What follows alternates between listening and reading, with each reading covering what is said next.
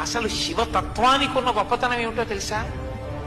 భక్తుణ్ణి నెత్తి మీద పైన పెడతాడు, తాను కింద కూర్చుంటాడు. ఆ మహానుభావుడు తిన్నడు. ఆయన భక్తిని తక్కువ చేసి మాట్లాడడానికి వీల్లేదు. అంత గొప్ప భక్తి తత్పరు. ఆయన యొక్క భక్తికి పొంగిపోయాడంతే శివుడు.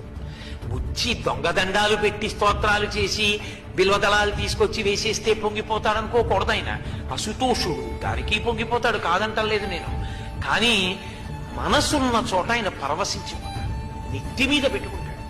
ఆయన ఎంగిలి నీళ్లు నోట్లో పట్టుకొచ్చి లింగం మీద ఉమిశాడు, అభిషేకంగా తీసుకున్నాడు. అంటే మనం చేయకూడదు, తిన్నడికి తెలియదు కాబట్టి చేశాడు, దాన్ని భక్తితో స్వీకరించాడు. కాలి చెప్పుతో శివలింగాన్ని తుడిచాడు, కూర్చగా అంగీకరించాడు. ఎంగిలి మాంసం మొక్క పెట్టాడు, నవ్యోపహారాయతి, మంచి ఆహారం పెట్టామని తినేశాడు.